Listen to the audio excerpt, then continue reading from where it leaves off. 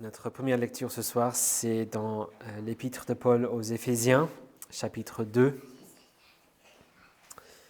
Éphésiens, chapitre 2, qui parle bien évidemment de notre salut en Jésus-Christ, mais qui décrit très clairement aussi notre misère, notre état duquel on avait besoin d'être sauvé, notre incapacité de faire le nécessaire nous-mêmes, et notre besoin d'un sauveur. Donc lisons Éphésiens chapitre 2. Pour vous, vous étiez morts par vos fautes et par vos péchés, dans lesquels vous marchiez autrefois selon le cours de ce monde, selon le prince de la puissance de l'air, cet esprit qui agit maintenant dans les fils de la rébellion. Nous tous aussi, nous étions de leur nombre, et nous nous conduisions autrefois selon nos convoitises charnelles. Nous exécutions les volontés de notre chair et de nos pensées, et nous étions par nature des enfants de colère, comme les autres. Mais Dieu étant riche en miséricorde, et à cause du grand amour dont il nous a aimés, nous qui étions morts par nos fautes, il nous a rendus à la vie avec le Christ. C'est par grâce que vous êtes sauvés.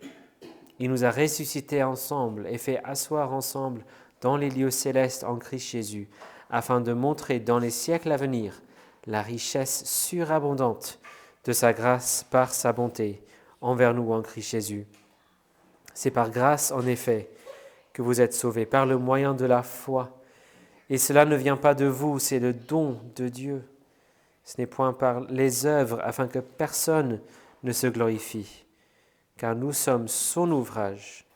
Nous avons été créés en Christ Jésus pour des œuvres bonnes que Dieu a préparées d'avance, afin que nous les pratiquions. Souvenez-vous donc de ceci, autrefois, vous, païens, dans la chair, traités d'incirconcis par ceux qui se disent circoncis, et qui le sont dans la chair et par la main des hommes, vous étiez, en ce temps-là, sans Christ, privés du droit de cité en Israël, étrangers aux alliances de la promesse, sans espérance et sans Dieu dans le monde. Mais maintenant, en Christ Jésus, vous qui autrefois étiez loin, vous êtes devenus proches par le sang de Christ. Car c'est lui, notre paix, lui qui, des deux, n'en a fait qu'un, en détruisant le mur de séparation, l'inimitié. Il a dans sa chair annulé la loi avec ses commandements et leurs dispositions pour créer en sa personne, avec les deux, un seul homme, nouveau, en faisant la paix, et pour les réconcilier avec Dieu, tous deux, en un seul corps par sa croix, en faisant mourir par elle l'inimitié. Il est venu annoncer comme une bonne nouvelle la paix à vous qui étiez loin et la paix à ceux qui étaient proches. Car par lui, nous avons les uns et les autres accès auprès du Père dans un même esprit. Ainsi donc, vous n'êtes plus des étrangers, ni des gens de passage, mais vous êtes citoyens des saints, membres de la famille de Dieu. Vous avez été édifiés sur le fondement des apôtres et des prophètes, Jésus-Christ lui-même étant la pierre d'angle. En lui, tout l'édifice bien coordonné s'élève pour être un temple saint dans le Seigneur. En lui, vous aussi, vous êtes édifiés ensemble pour être une habitation de Dieu en esprit. Jusqu'ici, la lecture de la parole de Dieu. Dans un instant, nous allons lire juste un verset à la fin de Romains chapitre 6, sur la page 1242, verset bien connu. Mais avant de lire, nous voulons prier. Merci notre Dieu pour ta parole, merci pour sa clarté, merci parce qu'elle ne cache pas la vérité, mais elle révèle la vérité. Et même si elle révèle une très mauvaise nouvelle, elle révèle également une très bonne nouvelle en réponse à cela. Et nous te prions que tu nous donnes de comprendre et de reconnaître la vérité de ce que tu dis quant à la mauvaise nouvelle, mais surtout à saisir la bonne nouvelle que tu veux nous proclamer aussi en réponse à cela. Donc donne-nous de croire et de placer notre confiance dans Jésus-Christ, notre Sauveur. Et c'est en son nom que nous te prions. Amen.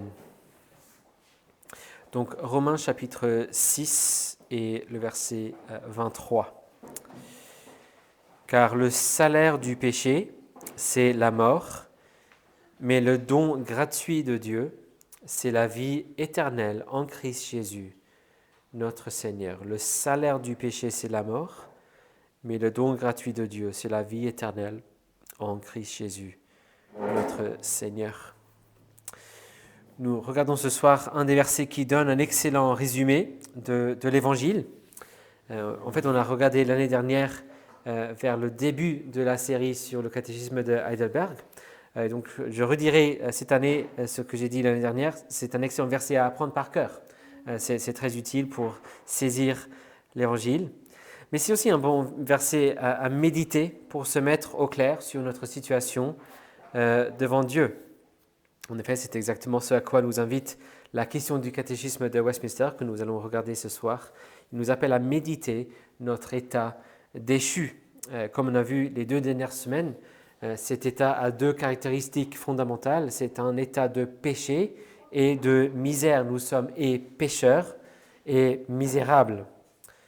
On a contemplé le caractère pécheur de cet état la semaine dernière et nous sommes invités à considérer le caractère misérable ce soir. Et je vous assure que la semaine prochaine, on va avancer avec la bonne nouvelle qui suit cette mauvaise nouvelle. Mais pour bien comprendre la bonne nouvelle, il faut comprendre la mauvaise, n'est-ce pas? Et ce verset nous dit de manière très claire, noir sur blanc, quel est le cœur de ce caractère misérable de notre état déchu. On le voit très clairement dans le verset 23, c'est la mort. Depuis la chute, depuis le choix de notre ancêtre, notre représentant, Adam, de rejeter notre bon Créateur, nous sommes morts. Dieu l'avait dit très clairement que c'est la malédiction dont nous étions menacés si Adam choisissait de rejeter Dieu. Et voilà, il a choisi cette malédiction-là, il a choisi la mort. Et donc nous sommes morts.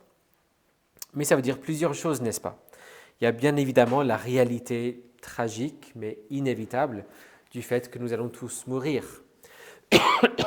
Il est assez rare de trouver des chiffres et des statistiques auxquels on peut vraiment se fier. Avec les sondages, etc., on ne sait jamais si c'est complètement fiable. Mais voici une statistique à laquelle on peut vraiment se fier. Le pourcentage de personnes qui meurent, c'est 100%. C'est une personne sur une. Nous allons tous mourir.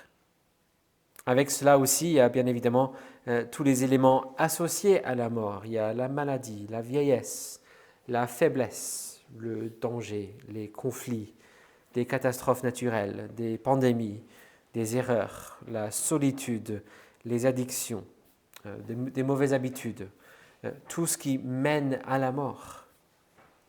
Mais il y a aussi la réalité plus grave de la mort spirituelle.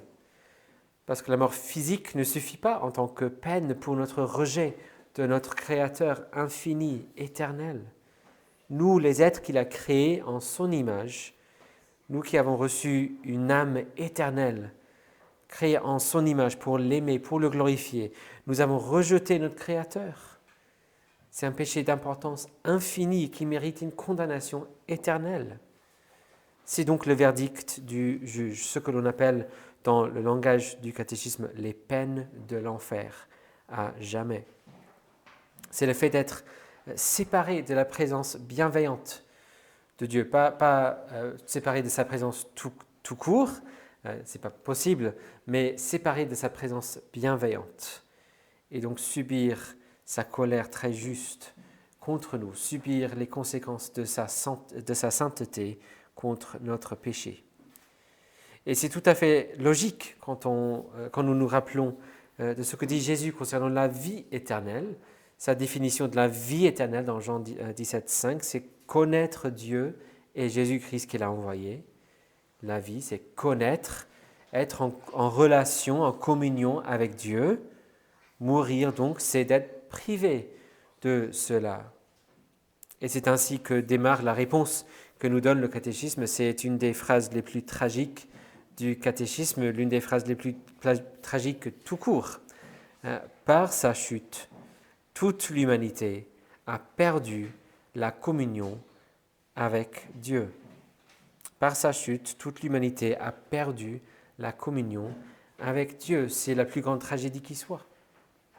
Nous avons choisi de rejeter notre Dieu glorieux et nous avons agi de sorte que nous sommes, à juste titre, sous sa colère et sa malédiction.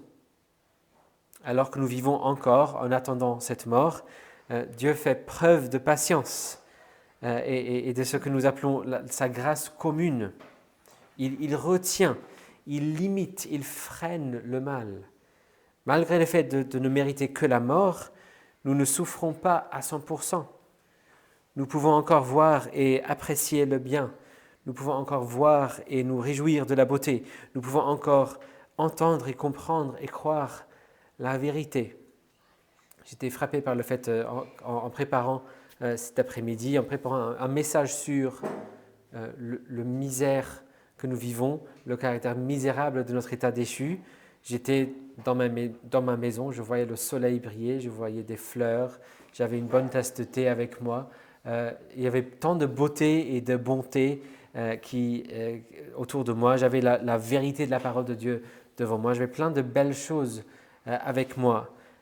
Et donc, plein de preuves de cette grâce commune de Dieu. Mais c'est parce que Dieu est patient et nous donne du temps pour que nous nous rendions compte de notre état et pour que nous en repentions. C'est ça la grâce commune, Dieu qui freine le mal pour que nous ayons cette occasion. C'est justement dans la parole qui dit, c'est pour ça que Jésus n'est pas encore revenu. C'est parce que Dieu est patient. Il veut donner le temps, donner l'occasion pour des gens, pour qu'ils se repentent. Mais au-delà de la mort, il n'y aura plus cette grâce commune. Le mal ne sera plus freiné contre ceux qui sont hors de Jésus-Christ. Et cette perte de la communion avec Dieu que nous avons choisie deviendra la totalité de notre expérience pour toute l'éternité. C'est ça la mort. Et regardez l'explication très simple que Paul nous donne. Comment ça se fait que nous mourrons ? C'est notre salaire. C'est notre salaire, c'est ce que nous avons mérité. Si je faisais du travail pour quelqu'un et je disais « donnez-moi maintenant mon salaire », il regarderait le contrat pour voir ce que je pourrais mériter. Selon les termes du contrat, il regarderait ce que j'ai fait pour voir si j'ai mérité en réalité ce qui est prévu dans le contrat. Il donnerait ce qui est mérité. Et quand Dieu regarde tout ce que j'ai fait, même les œuvres que je considère comme étant bonnes ou pas si mal que ça, il n'y a qu'une conclusion possible. Le salaire mérité, c'est la mort. Tout ce que j'ai fait ne mérite que la mort. Même nos œuvres bonnes sont remplies de péchés, remplies d'orgueil, de vanité, d'égoïsme, d'arrogance. Pensez à toutes les fois que vous avez entendu ou peut-être même dit vous-même, si j'ai mené une vie qui était bonne, si j'ai aidé des pauvres, si j'ai cherché à faire le bien, si je n'ai tué personne, je n'ai exploité personne, etc. Mais sans être particulièrement religieux, pourquoi ne pourrais-je aller au ciel ? Cette outrecuidance que nous avons tous par nature, de dire, certes, j'ai rejeté le roi toute ma vie, je l'ai ignoré toute ma vie. J'ai reçu tous ces cadeaux qu'il m'a donnés, la vie, le souffle, mon âme, la nourriture, ma famille, les amis. J'ai reçu tout ça sans jamais dire merci, certes. Mais, puisque j'ai accompli cette liste de tâches, puisque je n'ai pas commis ces crimes-là, j'attends à ce que ce roi m'invite dans son palais pour y habiter, pour toujours. Non pas que je cherche plus que ça à passer du temps avec lui, mais il devrait quand même m'accueillir dans sa maison. Non. Le salaire pour tout cela, c'est la mort. C'est le salaire du péché.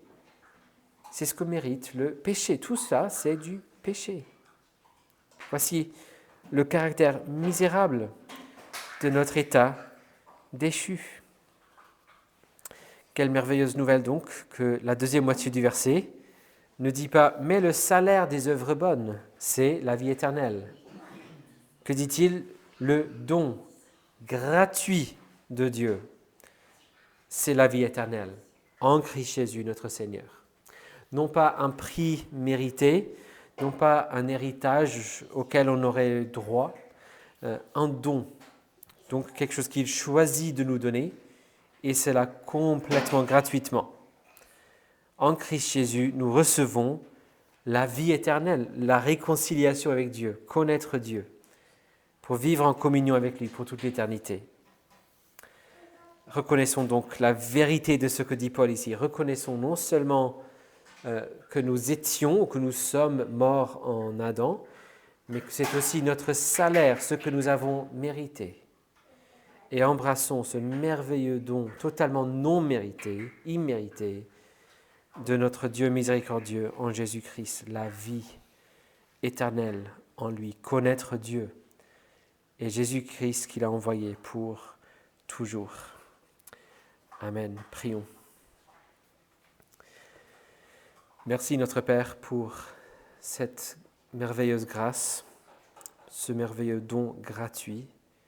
Nous croyons ce que tu as dit, nous reconnaissons que tout ce que nous avons fait, c'est le péché, et notre péché mérite ce salaire qu'est la mort. Nous voulons le croire de plus en plus, nous voulons le reconnaître de plus en plus.